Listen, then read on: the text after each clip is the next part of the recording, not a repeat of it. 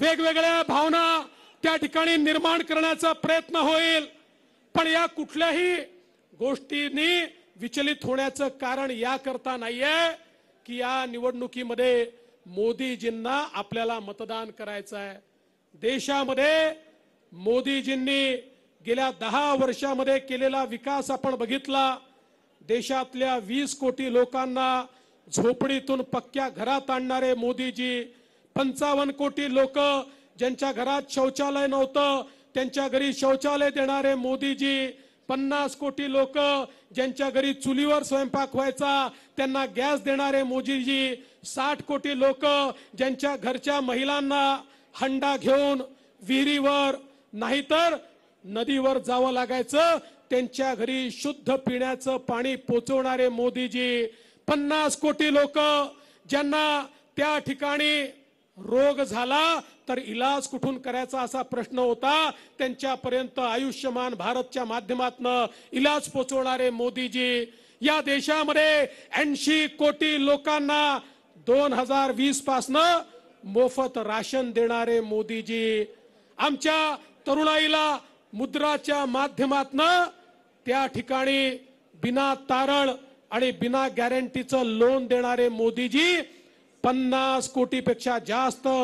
तरुणाईला लोन मिळालं आणि सांगताना आनंद वाटतो की याच्यामध्ये 30 कोटी आमच्या माता भगिनी महिला आमच्या बहिणी आहेत, त्यांच्या जीवनामध्ये परिवर्तन करणारे मोदीजी, या देशामध्ये बचत गटांचं एक मोठं आंदोलन उभं करून 85 लाख बचत गटांना 8 लाख कोटी रुपये देणारे मोदीजी, या देशातल्या आमच्या दलित समाजामध्ये उद्योजक तयार झाले पाहिजेत म्हणून प्रत्येक बँकेला तुमच्या प्रत्येक ब्रँच मधनं दलित समाजाच्या तरुणांना लोन द्यावंच लागेल आणि दिलं नाही तर तुमच्या बँकेचा लायसन्स रद्द होईल असं सांगून या देशामध्ये दलित उद्योजक तयार करणारे मोदीजी, आमचे 12 बलुतेदार ज्यांनी पारंपरिक व्यवसाय केला त्यांचा व्यवसाय वाढला पाहिजे, त्यांना मदत मिळाली पाहिजे, त्यांच्या भावी पिढ्यांना आधुनिकतेने व्यवसाय करता आला पाहिजे म्हणून या ठिकाणी 30,000 कोटी रुपयाची योजना आणणारे आपले मोदीजी आणि आमच्या आदिवासी समाजाच्या उत्थानाकरता 24,000 कोटी रुपयाची योजना आणणारे मोदीजी, आज समाजाच्या प्रत्येक घटकाला त्या ठिकाणी मोदीजींनी ज्या प्रकारे एक मदत केली आहे समोर आणण्याचा प्रयत्न केलाय आणि खऱ्या अर्थानं दीन दलित गोरगरीब आदिवासी शेतकरी शेतमजूर महिला अल्पसंख्याक ओबीसी प्रत्येकाच्या जीवनामध्ये परिवर्तन घडवण्याचं काम मोदीजींनी केलं आहे आणि हे सगळं करत असताना मोदीजींनी सांगितलं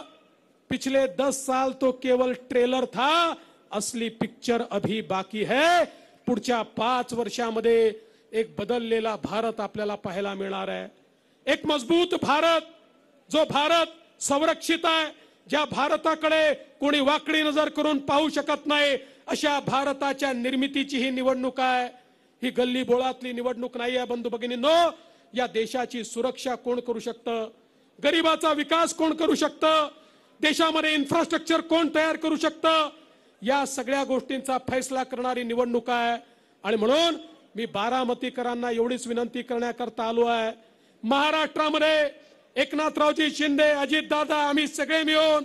एक मजबूत सरकार देतो आणि आमच्या सोबत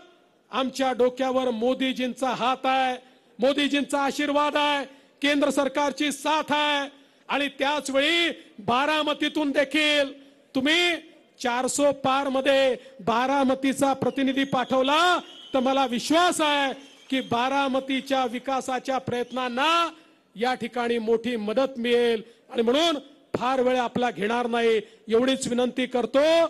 आपण सगळ्यांनी घड्याळाची बटन दाबायची आहे, घड्याळाची बटन दाबली की वोट सुनेत्राताईंना मिळेल पण त्याच वेळी वोट मोदीजींना देखील मिळेल, मोदीजींना मतदान करण्याकरता सुनेत्राताईंना निवडून द्या एवढीच विनंती करतो आणि माझं बोलणं संपवतो। धन्यवाद, जय हिंद, जय महाराष्ट्र।